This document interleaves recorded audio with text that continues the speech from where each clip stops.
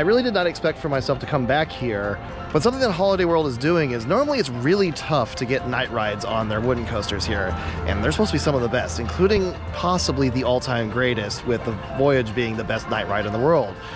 I'm here to see, is that true, especially compared to Kings Island, where I'm used to riding the Beast, which is incredible at night, along with many of their other roller coasters as well. But it's usually one night a year you could do that, and that would be for Hollywood Nights. But this year, starting in August, September, and October of 2024, they started opening it up where they have tickets where you can just show up for 5 to 10 o'clock when the sun sets at 6, and you get all the night rides. That's really what it's all focused all about. So I'm super stoked to actually enjoy and experience possibly the best night rides in the world. But yeah, it's just me today, and beautiful thing, this ticket was 25 bucks. I love this park so much because it's so cheap and they have such incredible rides.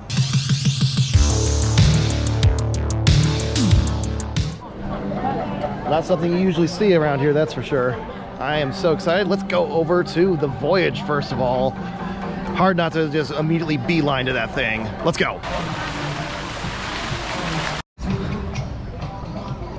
One of the first people in the parks. So far, it's pretty empty. It didn't really look like there's a big crowd behind me and everything, but I'm hoping it's really quiet so I can lap everything.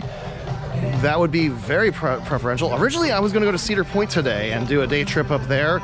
Glad I didn't. I looked at the wait times. Everything's like 2 hours.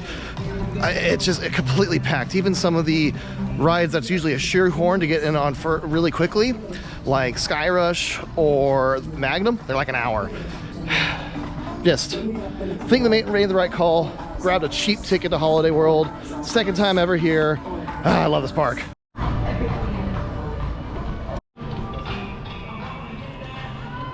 Ah, man, I'm so excited. Coincidentally, I actually released my review of the Voyage today. So if you haven't checked that out, definitely check that out too. But spoiler alert, it's amazing.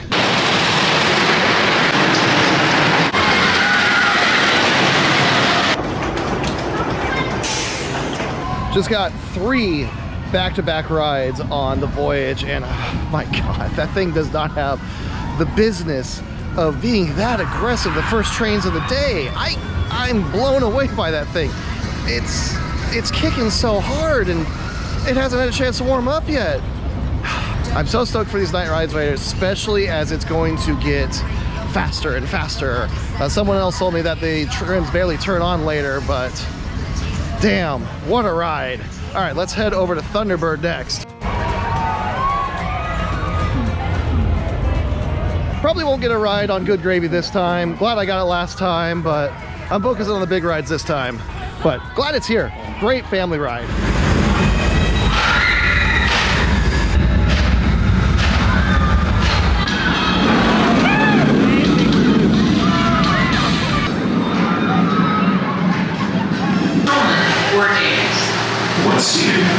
Thunderbird's got one hell of a first launch, man. That thing is, for B&M basically not having any launches, one of the few that they have, man, it's got a great launch. The rest of the ride, pretty fantastic. It's pretty punchy through everything. I am really excited to go check out King's Dominion's version next year when they open up Rapterra, and just the rest of King's Dominion in general. Man, it's gonna be such a good year next year. But in the meantime, the sun's starting to come down. It's almost sunset. Sunset's in about half an hour or so. And then darkness will fall. But next, I think it's time to get a lap on one of my favorite wooden coasters in the world, the Legend. It's definitely overshadowed because of the Voyage, but man, is it a killer ride.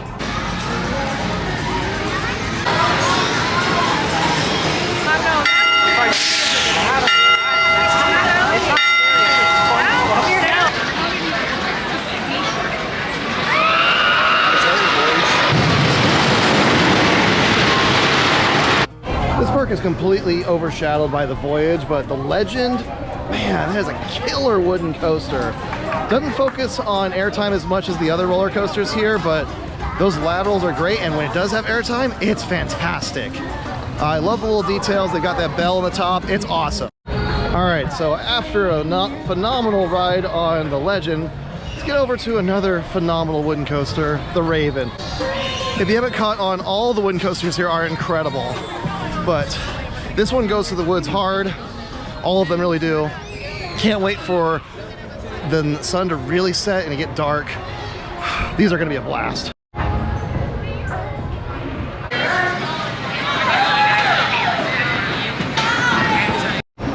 All right, so the last of the quote-unquote daytime rides is done with the Raven. It's starting to get pretty dark here. Man, Raven, it ejects you, man. There's so much airtime on that sucker.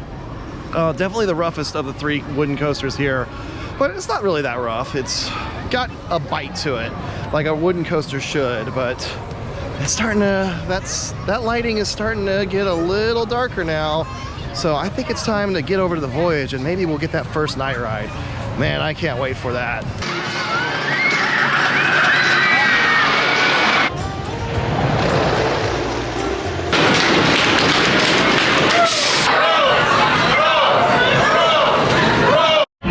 Just got off of a night ride on the Voyage and good God, that is insane. I expected it to be, that's the best night ride in the world. I would be surprised. It is better than the Beast, which seems like blasphemy, but Holiday World, you need to have this park open at night all the time because that is special. Time to check out all the other night rides. Heading over to Thunderbird next.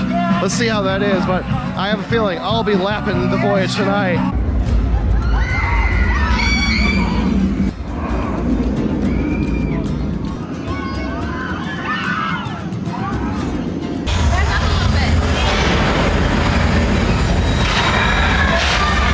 Thunderbird, surprisingly, another great night ride. It was, that launch throws me off every single time. It's so good. But yeah, once you get through the Immelman and the loop, pitch black back there, just like everything in this park, it seems like. It really feels like you're a bird flying through the night, which really, truly replicates the feeling that I really think they were going for. But so next, let's see what the Legend's like at night. See how that is. I imagine, just like everything here, amazing. All right, so the Legend at night, very good, as expected. So far, I would put it in last place of them. Still a really great night ride. It's not as pitch black as I was hoping it'd be, but one, the layout's fantastic as it is, being a little bit more of a twister, and two, I mean, it's still pretty dark out there. It's just not pitch black like what you would find on the other coasters here. Gonna go do the Raven, and judging by that forested area near the end of the ride, I'm expecting that to be something special. So let's see how that is. All right, the Raven, that blew me away. That was an incredible night ride. Truly one of the best. It's not as good as the Voyage because the Voyage is, well, the Voyage, top 3 night rides anywhere, including the Beast. That once you go over the lake and you dive into the woods, it feels like true out of control insanity. It was incredible. Just got 2 rides on it and just, what a ride. So that wraps all the ones here. It's time to go get more laps on everything. I think we're gonna go do one more on the Legend and do many more hopefully on the Voyage. Man, thank you Holiday World for having this open at night. This is awesome.